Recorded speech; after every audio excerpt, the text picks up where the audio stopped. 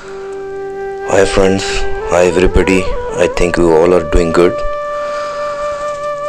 And मैं काफ़ी दिन से काफ़ी न्यूज़ देख रहा था, जैसे यूएस यूनाइटेड स्टेट्स काफ़ी टैरिफ भी लगता है और मे बी कुछ चीज़ें होती है इंटरनेशनल पॉलिटिक्स में जब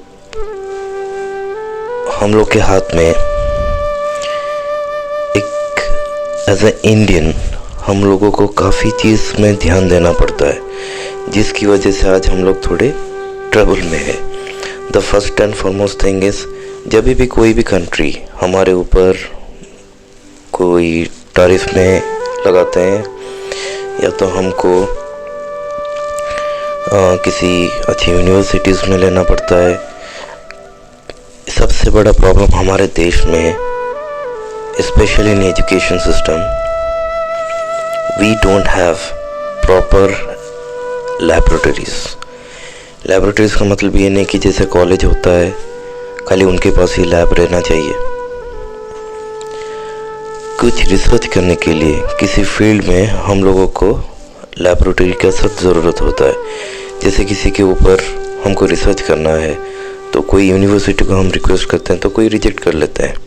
It depends on each universities or each management that they allow करेंगे या नहीं करेंगे। अगर आदमी ले रहा है एक लैब को, वो कुछ गलत काम के लिए यूज़ नहीं कर रहा है या कोई टेररिस्ट एक्टिविटीज़ या कुछ गलत तरीके से यूज़ ना करते, तो वो सिक्योरिटी सिस्टम्स होना चाहिए।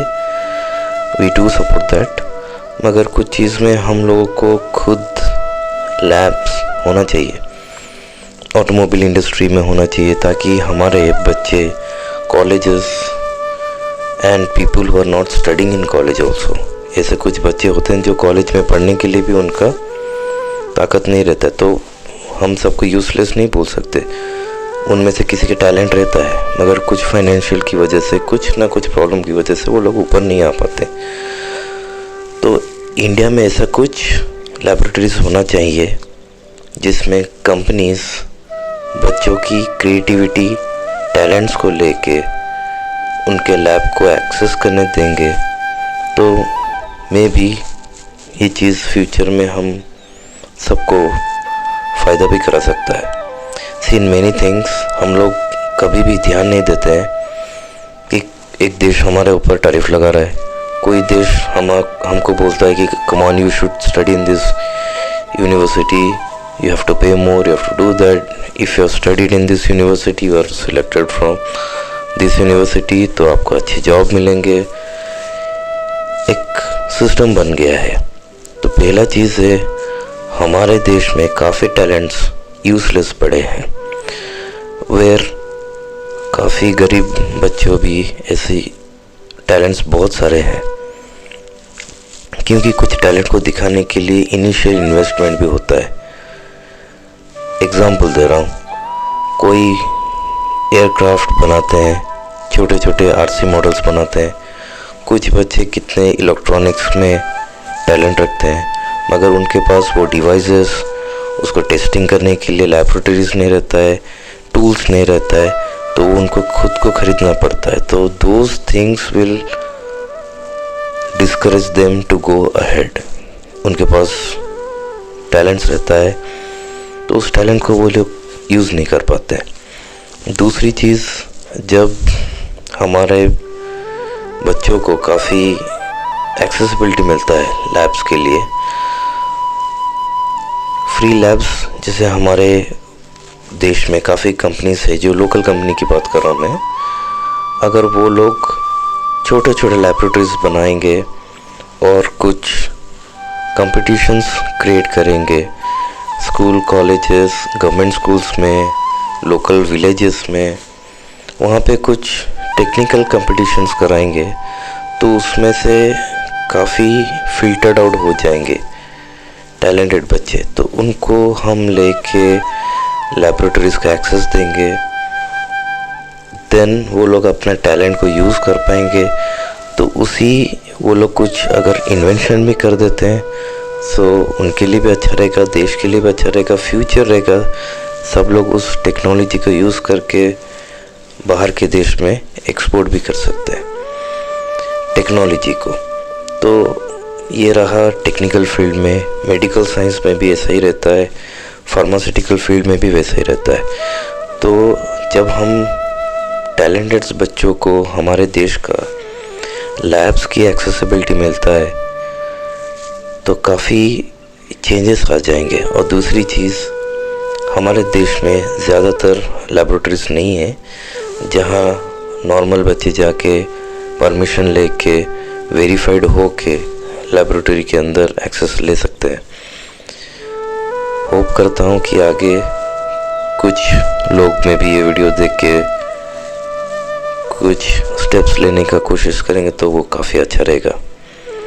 दूसरी चीज़ होता है, जब हमारे पास लैबोरेटरीज होता है तो हम लोग रिसर्च करके जो नया नया चीज़ बनाते हैं तो उसी के ऊपर हम लोग काफ़ी रिसर्च करके मोर फाइन ट्यून्ड चीज़ बना सकते हैं, विथ प्रॉपर प्रिसिशन के साथ बना सकते हैं। तो हर इन्वेंशन के ऊपर एक प्रॉब्लम होता ही होता है, तो इनिशियल स्टेजेस जाते जाते वो काफ़ी फाइन ट्यून हो जाता है। तो जब वो फाइन ट्यून आ जाता है तब काफ़ी कंपनीज उसको लेके अपनी सिस्टम्स में यूज़ कर सकते हैं। तो these things create very good opportunity for our young generations to get good job. You know, many jobs will be created and those will be very effective। मतलब आप किसी के ऊपर डिपेंडेंसी नहीं रहेगा। और दूसरी चीज़ मैं यही देखता हूँ, एक तो ये हमारा एजुकेशन सिस्टम को अपग्रेड करना पड़ेगा। दूसरी चीज़ दूसरी चीज़ बेसिक सिस्टम्स हमारा ठीक नहीं होता है, विच इज़ कोई गवर्नमेंट को ब्लेम नहीं हो रहा है, कुछ भी नहीं, इट इज़ ऑल वी। हम लोग, हमारे फैमिलीज़, हमारे लाइफ, हमारे देश सब हमारे हाथ में होता है। तो इसमें क्या होता है, जैसे बेसिक चीज़ मैंने जो बोला वो है हमारा इलेक्ट्रिसिटी, हमारा वाटर, फार्मिंग, ट्रांसपोर्टेशन, ये सब बेसिक चीज़ें होता है। तो हम लोग इसी चीज़ में भी दूसरे देश के ऊपर डिपेंडेंट रहते हैं, किसी के ऊपर डिपेंडेंट रहते ही रहते हैं।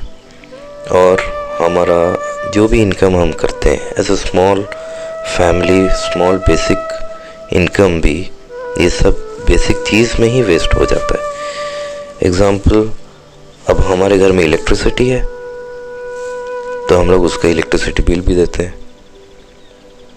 उसका ऑल्टरनेट अवेलेबल है जो सोलर का है, डीसी, हम उसको कोई भी, मैक्सिमम लोग इसके बारे में जानते ही नहीं है, जिसकी वजह से आधा लोग अपने पैसा वेस्ट करते ही रहते हैं। तो जैसे मंथली आपका डीसी सिस्टम लगा दिए, सुबह में सोलर पैनल से चल रहा है, रात में बैटरी से चल रहा है, बस इलेक्ट्रिसिटी बिल का नाम ही नहीं है।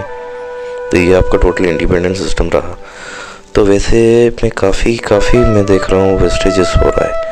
इलेक्ट्रिसिटी का बिल भरेंगे, वाटर का बिल भरेंगे, अरे भाई खुद के जगह में, खुद के घर के नीचे पानी है, सबमर्सिबल मोटर लगाओ, सोलर यूज़ करो और पंप आउट करो पानी, आपका पानी फ्री हो गया, इलेक्ट्रिसिटी फ्री हो गया। ईवी का बाइक्स ले लीजिए या कार ले लीजिए, वो उसको भी सोलर पैनल से चार्ज कीजिए, आपका ट्रांसपोर्टेशन भी कम्प्लीटली फ्री रह रहा है। और चौथा चीज़ आता है कि farming. Now when it comes to farming, आप लोग तो काफ़ी सुने होंगे, अभी नया चीज़ आ गया है, ऑर्गेनिक वेजिटेबल्स जो बना रहे घर के अंदर, that is like aeroponic, hydroponic, aquaponic, ये सब काफ़ी टेक्नोलॉजीज़ आ गए हैं, जिसकी वजह से आपको कोई बड़ा फील्ड नहीं चाहिए, आप अपने घर के अंदर ही बना सकते हैं। और ये चीज़ अगर हर लोग हर घर में बनेगा तो आपको कौन सा शॉर्टेज पड़ जाएगा हमारे वेजिटेबल्स खाने में।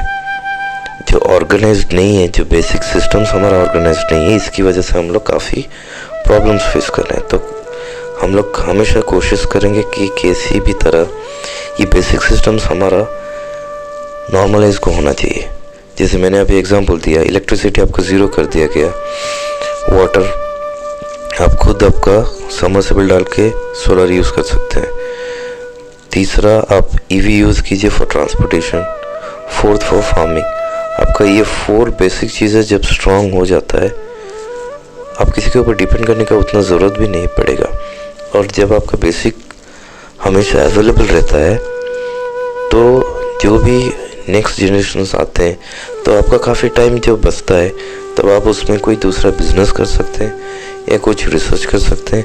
आपके पास एक बेसिक टाइम रहेगा जिसके पास आप अपना टैलेंट का यूज़ कर सकते हैं। जब आपके बेसिक ही हमारा ठीक नहीं रहेगा, तो हम हमारे बेसिक के पीछे भागते रहते हैं, पढ़ते हैं, जॉब के पीछे भागते हैं, जॉब में टाइम चला जाता है, तो हमारे इसी चीज़ में काफ़ी टाइम वेस्ट हो जाता है, जिसकी वजह से हम लोग अपने ओन का टैलेंट यूज़ नहीं कर पाते।